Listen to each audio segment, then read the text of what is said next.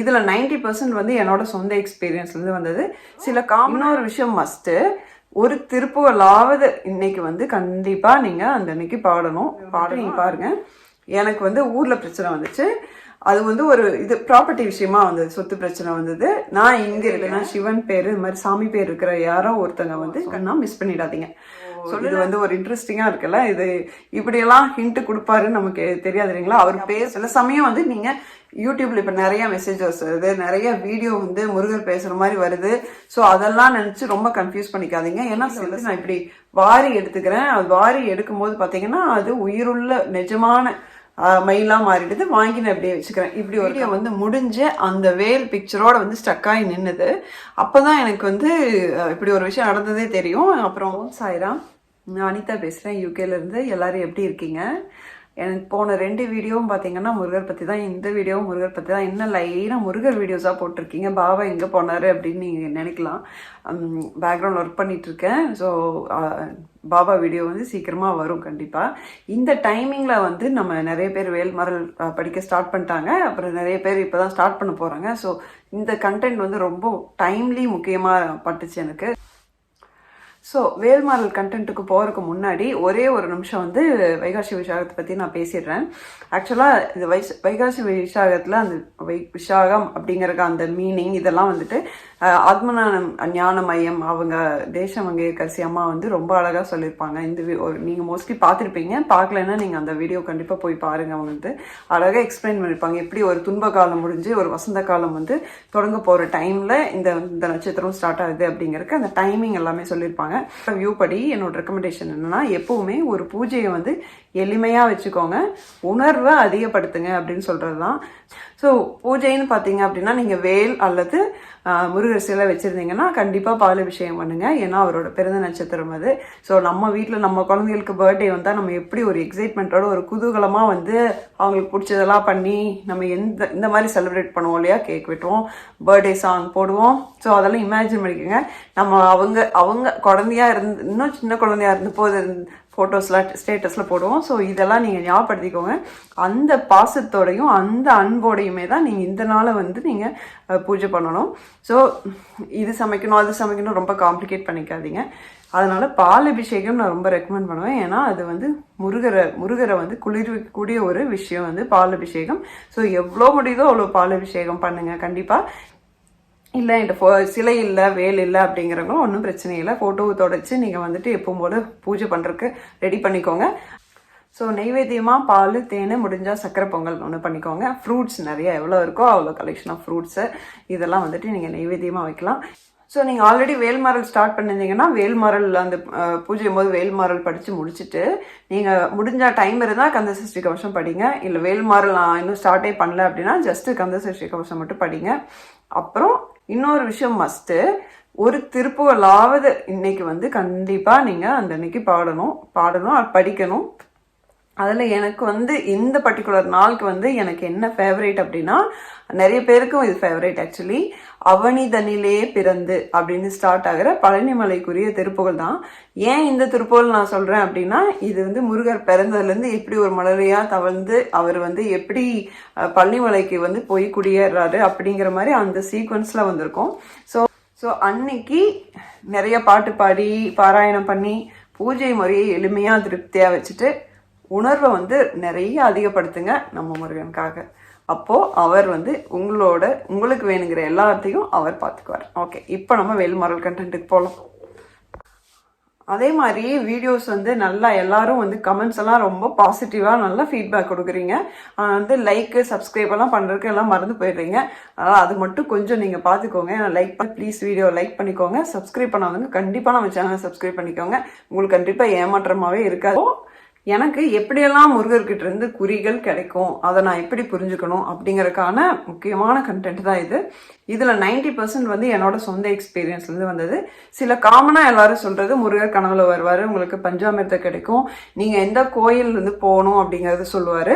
இதெல்லாம் வந்துட்டு சில பொதுவாக எல்லாருமே சொல்கிற விஷயங்கள். சரி, நம்ம பிரச்சனைக்கு இது ஓகே.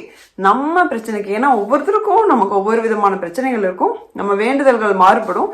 அது டெய்லி வந்து மாறிட்டே இருக்கும். ஏன்னா இது இந்த பவர் ஹவுஸ் வந்து நீங்கள் ஒரே ஒரு ப்ளக் பாயிண்ட் மட்டும் நீங்கள் எடுக்க வேண்டியதில்லை, எவ்வளோ வேணுமோ அவ்வளோ எடுத்துக்கலாம். அப்படிங்கும்போது விதவிதமான பிரச்சனைகளுக்கு எப்படி தீர்வு கிடைக்கும் அப்படிங்கிறது நான் சொல்கிறேன். என்னோட ஒவ்வொரு எக்ஸ்பீரியன்ஸ்லேருந்து நான் ரெஃபர் பண்ணி நான் சொல்கிறேன்.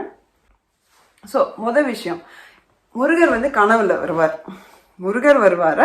அப்படியே வரல அப்படின்னாலும் இந்த டைமில் உங்களுக்கு வித்தியாசமாக ஏதாவது கனவு வந்துச்சுன்னா அதை நீங்கள் உன்னிப்பாக கவனிக்கணும். இப்போது கனவுல வந்து முருகர் பேர் இருக்கிற உங்களுக்கு தெரிஞ்சவங்க யாராவது வந்து உங்களுக்கு ஒரு விஷயம் சொல்கிறாங்கன்னா அதை யோசிங்க, அதை கன்சிடர் பண்ணுங்க. அது மெயினாக உங்கள் ப்ராப்ளத்தை சுற்றி அவங்க வந்து ஏதாவது பேசுகிறாங்கன்னா அதை வந்து கன்சிடர் பண்ணுங்க. நான் ஆரம்பிச்சது பார்த்தீங்கன்னா பரிகாரமாக ஆரம்பித்தேன். அதுக்கப்புறம் என்னோட ஹெல்த் இஷ்யூவை ஆட் பண்ணிட்டேன். அப்புறமா பார்த்தீங்கன்னா எனக்கு ஸ்டார்ட் பண்ணி ஒரு 4-5 டேஸில் என்னோட க்ளோஸ் ஃப்ரெண்டு, ரொம்ப வருஷம் க்ளோஸ், 20 இயர்ஸ் ஃப்ரெண்டு, அவங்க பேர் ஹரி. ஃபுல் நேம் ஹரிஹரசுதன் அவர் பேர்.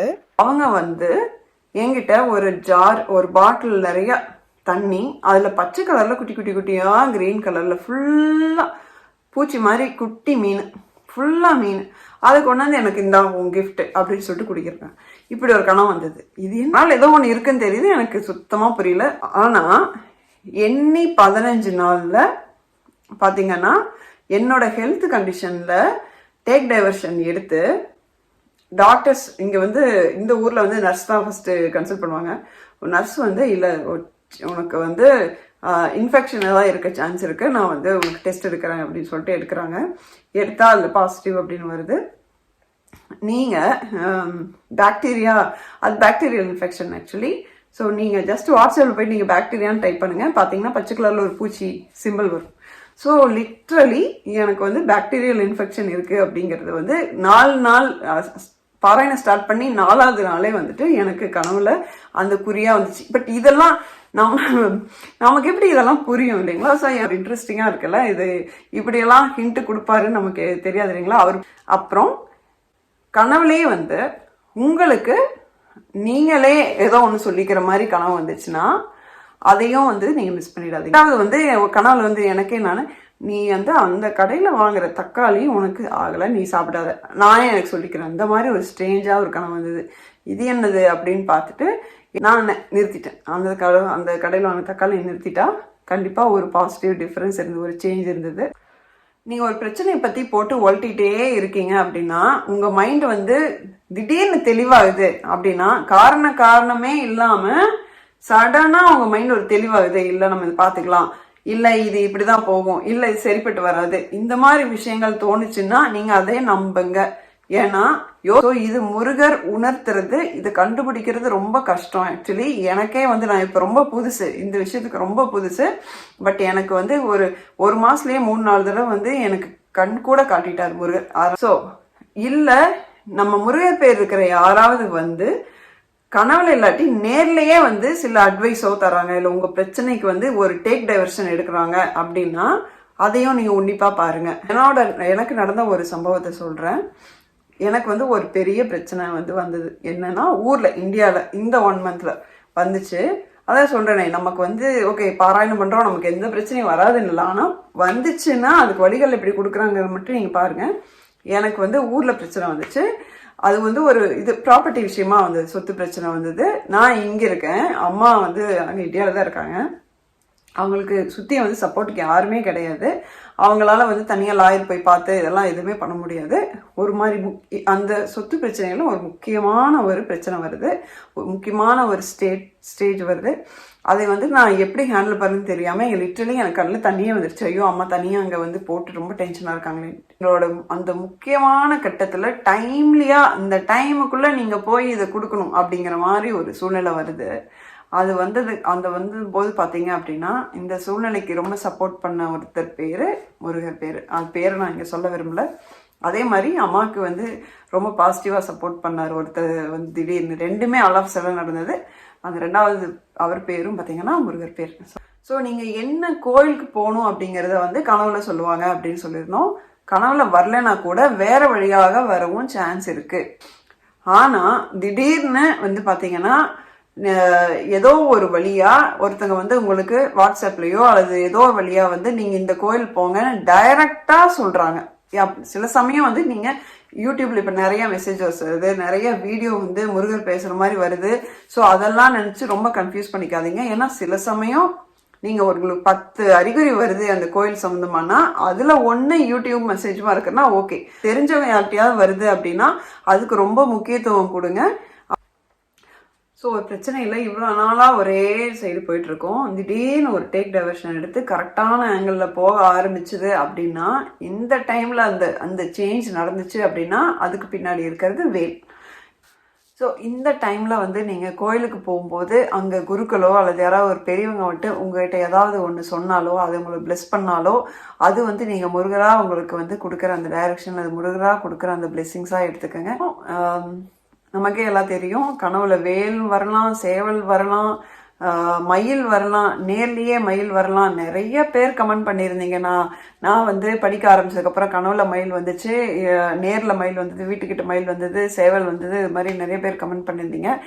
எனக்கு எப்படி நடந்ததுன்னா, முன்னாடி நான் வீடியோவில் வந்து சொன்னேன் இல்லைங்களா, எங்கள் கவன்ட்ரியில் இருக்கிற ஒரு முருகன் கோயிலுக்கு போயிருந்தேன். அங்கே வேல் வச்சுருந்தாங்க, மயில் வாகனம் வச்சுருந்தாங்க. எனக்கு கனவுல என்ன வந்துச்சுன்னா, அந்த வாகனமாக கல்லாக இருக்கிற கருங்கல் இருக்குது மயில். ஆக்சுவலி நான் இப்படி வாரி எடுத்துக்கிறேன். அது வாரி எடுக்கும்போது பார்த்தீங்கன்னா அது உயிருள்ள நிஜமான மயிலாக மாறிடுது. வாங்கி நான் இப்படியே வச்சுக்கிறேன். இப்படி ஒரு கனவு வந்துச்சு எனக்கு. ஸோ அதுக்கு எக்ஸாக்டாக என்ன அர்த்தம்னு எனக்கு தெரியல, எப்பாவது புரியும்னு நினைக்கிறேன். ஸோ இந்த மாதிரி விஷயங்கள் நடந்துச்சு அப்படின்னா கூட உங்களுக்கு முருகனோட பிளெஸ்ஸிங்ஸ் இருக்குது. உங்கள் ப்ராப்ளம் சரியாயிடும், கம்ப்ளீட்டாக சரியாயிடும். இல்லைன்னா அது வந்து என்ன பெட்டரோ அது வழியாக தான் போகும். உங்களுக்கு எது நல்லதோ, எந்த காலத்தில் எது நடக்குமோ அது கண்டிப்பாக நடக்கும். ஸோ சில விஷயங்கள் பார்த்தீங்கன்னா நமக்கு அப்பாற்பட்டு நடக்கிற மாதிரி நம்மளே ஃபீல் பண்ண முடியும். ஃபார் எக்ஸாம்பிள் எனக்கு லாஸ்ட் டைம் வந்து தீபத்திலேருந்து அந்த வேல் வந்தது பார்த்திங்கன்னா சாதாரணமாக இல்லை. லைக் இந்த மாதிரி இருந்தால் ஃப்ளேம் தீப சுடர் இருக்கும், ஆனால் அந்த சுடர்லேருந்து இப்படி ஒரு கம்பம் மாதிரி வந்து அதுக்கப்புறமா அந்த வேல் வந்து அப்படியே வந்திருந்தது. அது வந்து கற்பூரம் வைக்கும்போது தான் வந்திருந்தது. அது வந்து கண்டிப்பாக அந்த மாதிரி தெரியல. நான் ஒரு வீடியோ பார்க்கும்போது ஒரு வீடியோ வந்து முடிஞ்சு அந்த வேல் பிக்சரோட வந்து ஸ்டக்காகி நின்றுது. அப்போ தான் எனக்கு வந்து இப்படி ஒரு விஷயம் நடந்ததே தெரியும். அதுக்கப்புறம் அந்த வீடியோவை எவ்வளோ தூரம் ப்ளே பண்ணி அந்த மாதிரி அதில் போய் நிற்க வைக்கலாம்னாலும் என்னால் முடியவே இல்லை. ஸோ அது அதுவாகவே நடந்தது, ஒரே ஒரு தடவை தான் நடந்தது. இந்த மாதிரி சில விஷயங்கள் நமக்கு அப்பாற்பட்டு நடக்கும், நம்ம கண்ட்ரோல்லையே இருக்காது. அந்த மாதிரி சில விஷயங்கள் நடக்கும். அது வந்துட்டு கண்டிப்பாக வேல்மாறல் பாராயணம் பண்ணும்போது இது மாதிரி உங்களுக்கு நிறைய நடக்க சான்ஸ் இருக்குது. இந்த வீடியோ கண்டிப்பாக உங்களுக்கு யூஸ்ஃபுல்லாக இருந்திருக்கும் அப்படின்னு நினைக்கிறேன். இது சம்மந்தமாக என்ன டவுட் இருந்தாலும் நீங்கள் வந்துட்டு கமெண்ட் பாக்ஸில் போடுங்க. உங்களுக்கு வேறு விதமாக வந்து ஏதாவது விஷயங்கள் நடந்திருந்தாலும் அதையும் எனக்கு தெரியப்படுத்துங்க. அதே மாதிரி மறக்காமல் ஷேர் பண்ணிக்கோங்க, லைக் பண்ணிக்கோங்க, சப்ஸ்கிரைப் பண்ணாங்க சப்ஸ்கிரைப் பண்ணிக்கோங்க ப்ளீஸ். ஓம் சாய்ராம்.